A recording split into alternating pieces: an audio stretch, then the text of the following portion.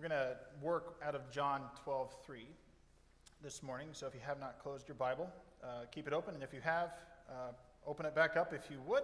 And if you're visiting and using one of the Bibles in the pew, page 1007, if you want to follow along, and that Bible is yours to keep if you don't have one, take it home with you if you need it. Even if you're not visiting and you need a Bible, take it home if you need it. Mark it up. As we look at John 12:3, let's start with before we get into the text, let's think of a simple question that gets asked regularly in probably all of our lives at one point in time, not regularly all the time, but I'm sure we've asked it. You walk into a room and somebody looks at you and they say, "Does it smell in here?"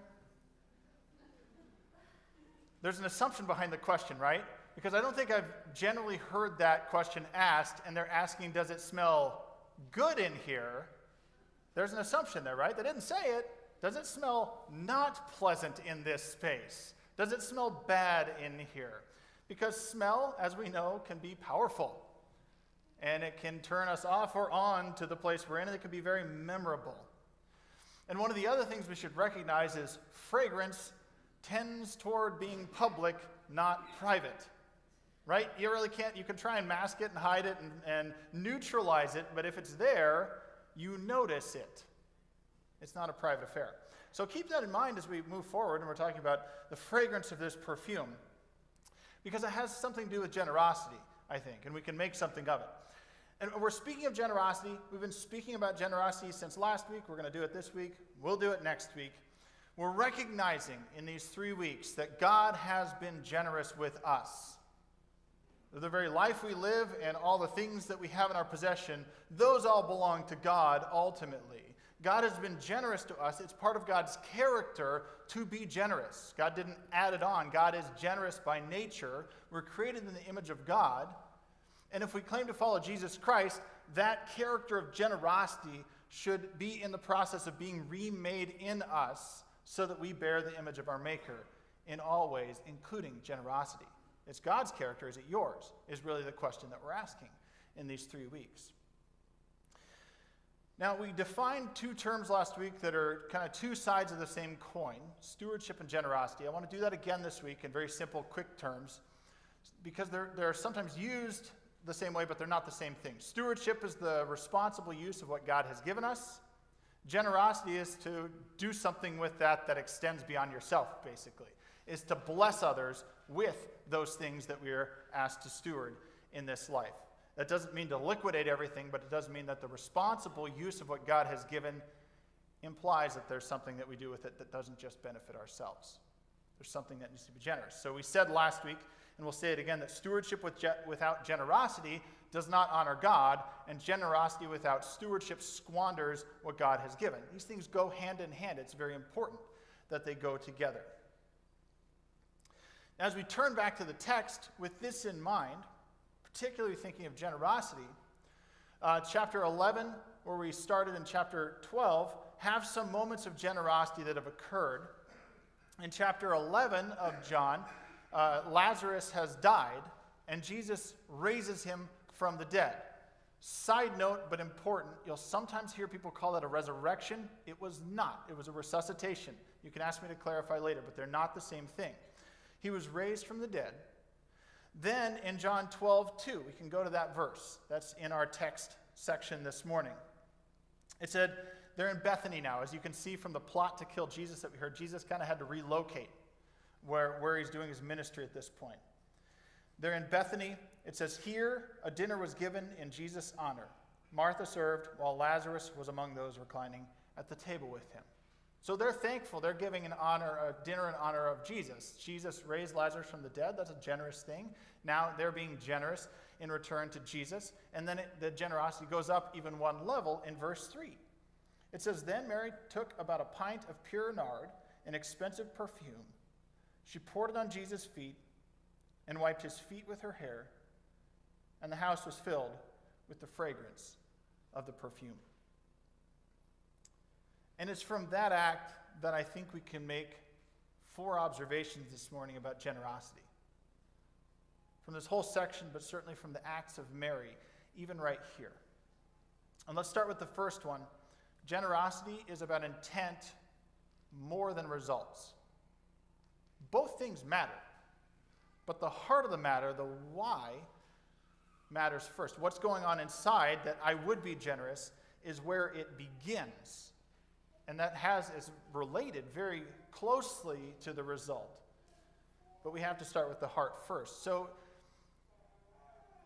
the intent of giving is that something would be a blessing. Here we're already at the result. It's an act of goodwill towards somebody else, but not for my benefit, for theirs. Now, if I go out, or if you go out to lunch today or dinner, and you're squaring up at the end of the meal with whoever you're buying the food ahead, whatever, you're handing over your cash or your card, and somebody's handing back food or receipt, that's not an act of generosity that's transpired between two people. That's a transaction. You got something each for the interaction that occurred, for the transaction. Generosity, you're giving for the goodwill of somebody else or something else, not with the expectation of return. There might be byproducts, there might be good things. You might benefit from it, but that's not why you give. You give it for the goodwill of another. So you can see that the result and the intent are very closely related, but the heart of the matter is very important to get right first. I would suggest as well that when it comes to the intent, generosity is an act of worship. And I would simply define worship as when we come before God on the basis of who God is, what God has done, and what God will do.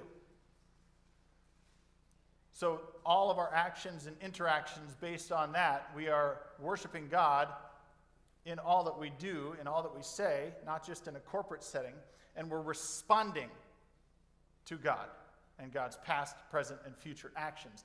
That's what we're doing when we worship.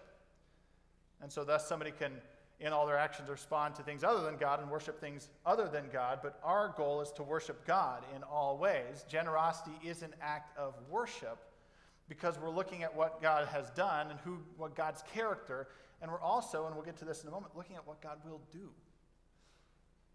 So there's an intent in that way. But as I said, the results are closely related. We'll look at that now, and we'll look at it in just a moment as well. But the results do matter. And you can see that in the text, Jesus points out there's an importance, an urgency to the matter. There's a need, there's a purpose to the generosity. So that's part of the intent, and it's also part of the result. In John 12:8, Jesus, after responding to Judas's criticism of Mary, he says, "You will always have the poor among you, but you will not always have me." So what she's done can't be done later. It has to be done now. You're not always going to have me around, Jesus says. So it's important that what happened now. Generosity is the same way, actually. There is a need that's there, and there's perhaps even an urgency sometimes to those needs. So, yeah, the intent matters. We're not doing it for our own good, doing it for the goodwill of another, but we're doing it on purpose so that something actually occurs, so that goodwill is enacted in real time or in a timely manner. And I'll point out, we heard Deuteronomy 15 on purpose this morning because I wanted you to hear that passage in context. Jesus kind of alludes to, you will always have the poor among you. Again, another aside, but important. Sometimes people, when it comes to generosity, have made the conclusion based on Jesus' text that we can help alleviate world poverty and help the poor, but only so much, because Jesus says you're always going to have them. But that text that he's kind of alluding to in Deuteronomy says, nah, if you obey, you're going to kind of not have poor people among you. It says if you're obedient, now that's the Old Testament context, you can do with it what you will, but Jesus isn't saying neglect the poor because you won't always have me. He's saying, yeah, you got to do that too. But there's an urgency to the gift that was given right now. And that's going to relate to what we talk about in a little bit. The challenge I have for you this morning is to consider your own giving. That's why you have the blank piece of paper. You'll be challenged with that in a moment. But sometimes, just to use a churchy example, sometimes that purpose and that urgency doesn't get taken into account when people are a part of a church. And so I've actually heard this from people. They'll say, well, other people are contributing to the church, so I don't need to. Well, that's a hard issue at that point, actually. And then you have to ask the really important follow-up question, how many other people have that same thought? We all have a part to play. There's an urgency to these things and to our generosity and a heart issue. They both matter. So it's about intent. And the results do matter, but the heart of the matter is where we start. The second thing, and I think we can see this in Mary's story here very clearly, is that generosity requires some level of vulnerability. This is a point that I think a lot of us don't like, myself included. It requires something, some sacrifice, essentially, out of us. She uses this perfume. It's clearly stated in the text, this stuff is expensive. She clearly pours on a lot of perfume, a pint. Nobody would use that amount, even in the most special ceremonial circumstances, maybe at a burial. Maybe. But generally, you wouldn't have used it for anything but that. This is probably, we don't know all the details for Mary, but typically people had something like this for ceremonial purposes. You'd use a tiny amount, and very sparingly and very rarely. You could use it for burial purposes. You would often pass it on from generation to generation. Perhaps that's what happened. We don't know. And it kind of functioned for many people, especially women, like a 401k plan. Like, this is retirement. This is if something catastrophic, this is disability insurance if something catastrophic happens. Like, you have this as your insurance policy to sell it if you need it. And she pours a pint of this stuff on Jesus. She's giving something and sacrificing in this moment.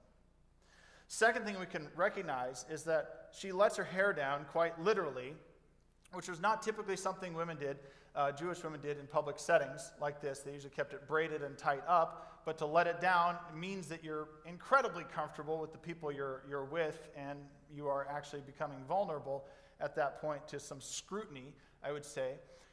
This is not a sexual thing. I want to make sure we're clear on that, because 3 of the 4 Gospels actually reference the same thing, and when she anoints, you kind of get the picture of anointing all of Jesus or his head or his feet, and it just tells us about the feet.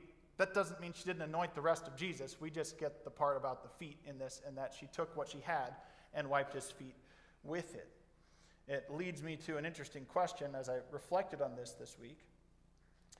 Are you able to get so intimate with God as Mary did? She literally let her hair down.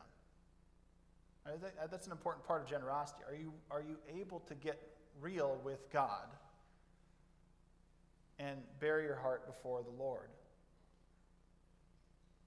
Mary does this quite literally with Jesus. The other thing about vulnerability that we should recognize is John 12:5. Judas says, "Why wasn't this perfume sold and the money given to the poor? It was worth a year's wages." Now, we get insight into Judas's intent on this. But generosity, even if we try and do it in secret, sometimes we may endure the criticism of others in our generosity.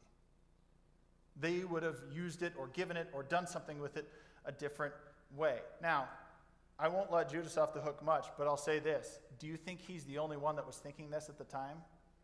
We don't know, but where 2 or 3 are gathered, maybe that thought is there. Even if we try and be secretive about it, your generosity could be criticized. We're making ourselves vulnerable when we give. The third thing I want to point out about generosity is that generosity can testify to God's goodness. In fact, it should testify to God's goodness. Mary uses this perfume. It's nard. Some translations have spikenard, which is simply a descriptive of the plant that it comes from, a spiky plant from northern India. So this thing was not cheap because it had to make it a long way, whether processed or unprocessed, in order to get to the part of the world where Mary and Jesus are. It was made typically from the spiky leaf of the plant. The cheaper forms used a little bit of the root to kind of round things out and make them a little heavier. This is clearly not the cheaper form, we're told. This is expensive stuff that she's using. This is pure spikenard. And as we said about fragrance from the beginning, no one would have been immune from the smell of this generous act. Everybody's experiencing this and the fullness of what Mary is doing. There's a testimony that's there. Now, some of us, when we talk about generosity and giving, we point very much to what Jesus says in Matthew 6 in the Sermon on the Mount when he talks about when you give, don't be like the Pharisees who make a big deal out of it. Don't let your left hand know what your right hand is doing. Jesus is obviously using an extreme to make a simple point. Don't make a big show out of your giving, right? That gets beyond the heart, right? Then your heart isn't really about the generosity, but about my glory. Jesus says, don't make it about that. Obviously, he's making an extreme point because when I give or when you give, your left hand knows what your right hand does, right? Jesus is making an extreme way of saying it. And it's important that we don't make a show of it, but sometimes our generosity is going to be known.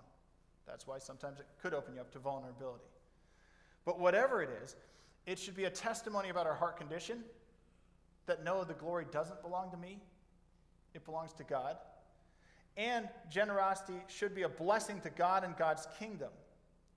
So no matter, even if we can keep it completely and totally secret, great, good, wonderful, it should at some point publicly testify to God's kingdom in some way, shape, or form. Somebody may not be able to trace it back to us whatsoever. Wonderful. But it has to point to God's glory no matter where it goes and testify to God's goodness. As a transitional note from this to our fourth point, I want to read a quote from Gary Burge, New Testament scholar, commenting on this. He says, when it comes to Jesus, even his garments were covered with a strong, sweet scent of nard. It is likely that Jesus kept this scent on his body through the following week. When he was suffering the anguish of crucifixion, Mary's gift remained. It was the last truly beautiful fragrance he smelled as he went to the cross. Because we hear that this is 6 days before Passover. We know that when Passover starts, that marks the beginning of that final week of Jesus, or through the final week of Jesus. It's nearly the end as far as coming to the cross. Of course, it's not the end of the story. It gets better. But of course, their bathing patterns were different than ours. He would have had this smell likely on his clothes. It was truly a generous gift. And I think it leads us to the fourth point that we can see. Generosity plants the seeds for God's next work.